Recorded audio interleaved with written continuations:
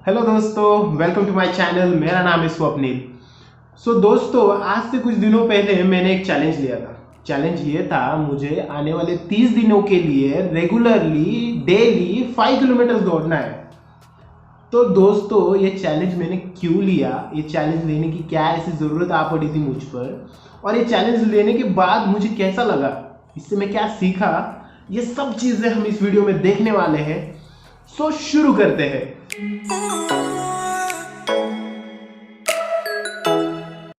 जब मैंने ये चैलेंज लिया तो डे 1 से लेकर डे 12 तक तो मुझे बहुत ही करने का मन ही नहीं करता था। पर जैसे ही डे 12 हुआ तो मैं इस प्रोसेस को एंजॉय करने लगा। मैं स्लोली ये रनिंग को एंजॉय करने लगा और मुझे एक्साइटमेंट रहती थी कि यार आज कैसे दौड़ूंगा। और मैं चैलेंजेस सेट करने लगा कि आज इतने टाइम में दौड़ना है, कल इतने टाइम में दौड़ेंगे, और उस तरह से मैं उसको प्रिपेयर करने लग गया। तो वंस यू स्टार्ट, वो रेजिस्टेंस जो रहता है वो सिर्फ उस समय तक ही रहता है। उसके बाद आप खुद को मोटिवेट कर पाते हो, आप उसको आगे बढ़ जाते हो। वही चीज़ मैंने यहाँ पे भी रियलाइज़ की। और ये चैलेंज जैसे कंप्लीट हुआ मेरे 30 डेज होने के बाद, तो एक सेंस ऑफ सेटिस्फैक्शन आ गया था यार, कि हमने कुछ कंप्लीट कर दिया है और बीच में नहीं छोड़ा। तो वो एक जो रियलाइजेशन था वो मुझे बहुत ही अच्छा लगा उस दिन, और मैं काफ़ी बेहतरीन महसूस और खुश महसूस कर रहा था। तो दोस्तों, फिर मुझे ज़रूरत क्यों पड़ी थी ये चैलेंज लेने की? तो दोस्तों, दरअसल हुआ ये कि लॉकडाउन लग चुका था, कोरोना की कृपा। तो लॉकडाउन की वजह से बैठे थे घर पे ही, वर्क फ्रॉम होम चल रहा था, और घर का खाना तो दबा ही जा रहे थे, दबा के खा रहे थे। और इसका परिणाम ये हुआ कि हमारी जो पेट की चर्बी थी वो कुछ ज़्यादा ही बढ़ गई,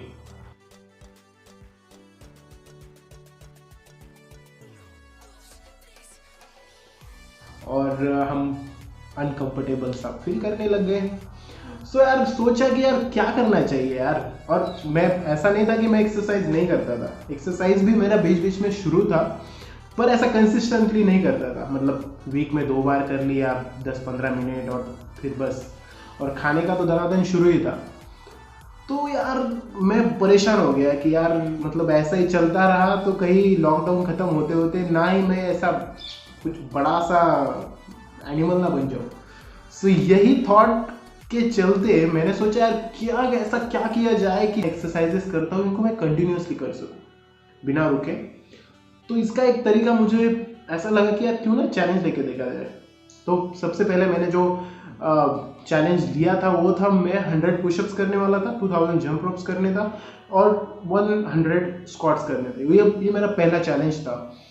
और ये चैलेंज जैसे खत्म हुआ तो मुझे लगा यार क्यों ना इस चीज़ को कंटिन्यू कर लिया जाए। मैं पिछले 30 दिनों से रेगुलरली एक्सरसाइज करता ही जा रहा हूँ बिना रुके, क्यों ना इसको 60 डेज का बनाया जाए।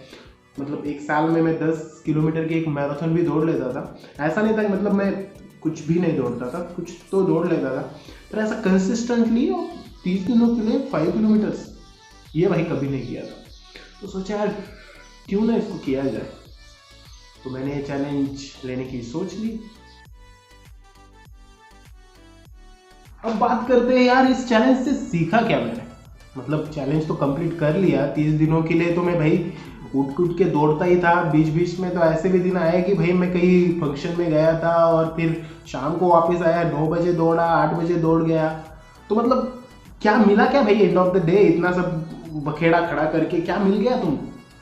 दोस्तों, मैंने जब ये चैलेंज लिया था तो मुझे ऐसा लग रहा था भाई मेरे से होगा ही नहीं, क्योंकि मैं कंसिस्टेंटली 5 किलोमीटर्स कभी दौड़ा ही नहीं था।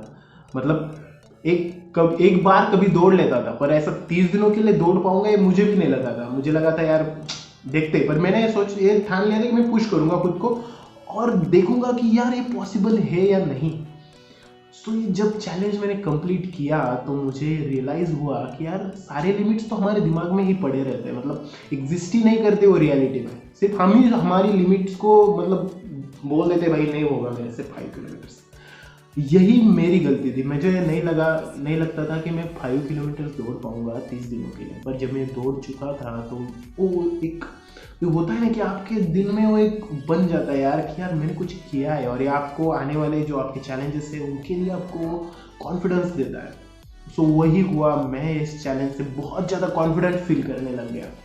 और दूसरा जो इफेक्ट था वो था एक्सरसाइज से जो मेरा बॉडी का ट्रांसफॉर्मेशन हो रहा था साथ साथ में।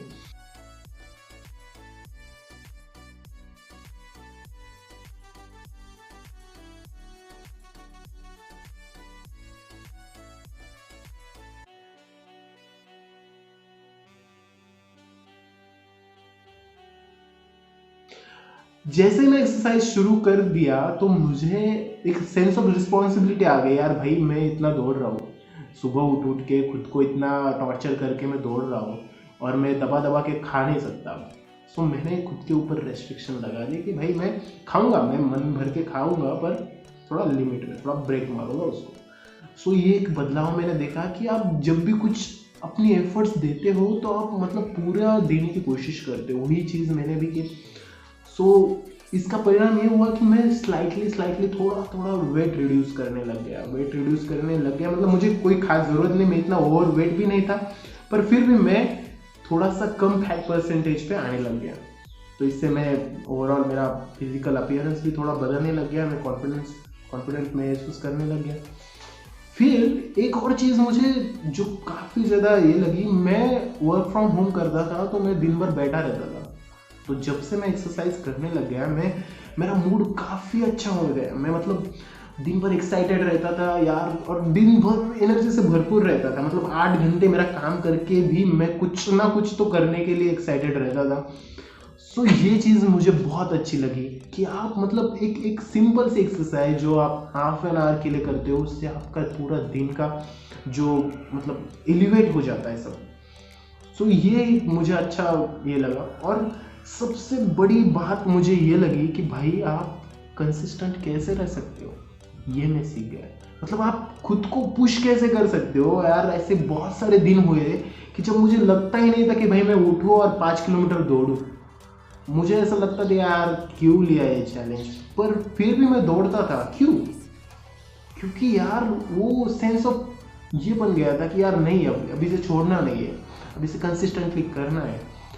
सो ये मुझे बहुत ज़्यादा बेहतरीन सा फ़ायदा लगा इसका कि आप कंसिस्टेंट रहना सीख जाते हो। और इसका ओवरऑल इम्प्रूवमेंट मुझे ऐसा लगा कि मैं अपना मूड रिफ्रेश रख सकता हूँ, मैं काम भी अच्छे से कर पाता हूँ और मेरा बॉडी भी अच्छे से फंक्शन कर रहा है। तो ये ओवरऑल बहुत ही ज़्यादा अच्छे बेनिफिट्स मुझे इस चैलेंज से लगे।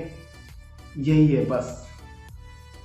अब बात करते हैं यार कि अब चैलेंज तो ले लिया पर कंसिस्टेंट कैसे रहना है। भाई मैंने तो कर लिया 30 डेज का, पर आप कैसे कंसिस्टेंट रह सकते हो? तो दोस्तों सबसे बड़ी बात मैंने इस चैलेंज से जो सीखी है वो है कंसिस्टेंट कैसे रहना है। सो दोस्तों जब मेरा पहला दिन था, मैं बिल्कुल फील नहीं कर रहा था मुझे रनिंग करना है। मतलब पहले दिन तो थोड़ा एक्साइटमेंट था, पर जैसे जैसे दिन बढ़ते गए मुझे बोरियत सी हो गई उस चैलेंजेस से। और ऐसा लग रहा था 12वें दिन तक तो मुझे ऐसा लग रहा था भाई इसको छोड़ ही दूँ, नहीं करना है, चैलेंज को करना ही नहीं, झमेले में पढ़ना ही नहीं।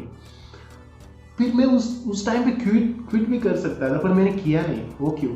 क्योंकि दोस्तों यहाँ पे मैंने किया था एक चीज़ की थी। मैंने इस चैलेंज को अनाउंस कर दिया था मेरे इंस्टाग्राम पे कि मैं 30 डेज के लिए भाई दौड़ने वाला हूँ, और हर रोज़ एक 15-20 सेकेंड की एक वीडियो डाल देता था उधर। तो ये इससे ये हुआ था कि मेरे सारे जो फ्रेंड्स थे उस इंस्टाग्राम को जो मैं फॉलो करता था, उनको पता था भाई ये कर रहा है यार। मैं छोड़ भी देता तो कोई फर्क नहीं पड़ता, कोई पूछता नहीं भाई तूने क्यों नहीं किया है चैलेंज। पर वो मुझे ये लग गया था कि यार क्यों मैं बंद नहीं करना चाहता, मैं करना ही चाहता हूँ, क्योंकि एक बार मैंने वो कमिटमेंट कर दी। Now I have to do it no matter what. So वो सबसे बड़ी चीज़ मुझे लगी। अगर आपको भी कंसिस्टेंट होना है तो आप उसको सोशलाइज कर दो, आप उसको डिक्लेयर कर दो यार कि मैं ये करने वाला हूँ, और वो अल्टीमेटली आपके ऊपर प्रेशर बन जाएगा और आप खुद को पुश कर ही लो।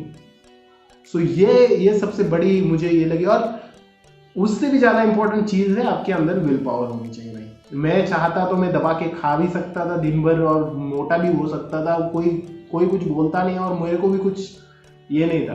पर वो जब आपको कॉन्शियसनेस होना चाहिए भाई कि यार मैं जो कर रहा हूँ वो सही है, या इससे मैं और अच्छा बन सकता हूँ क्या, इससे मैं कुछ बेहतर कर सकता हूँ क्या। सो वही रीज़न था। और वो स्ट्रांग विल पावर भी होना चाहिए आपको, बदलाव लाने की एक ये होनी चाहिए आपके अंदर इच्छा। वो ही चीज़ आपको फिर पुश करेगी।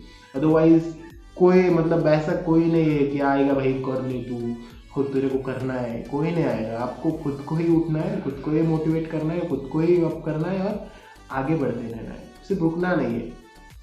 यही सब चीज़ है।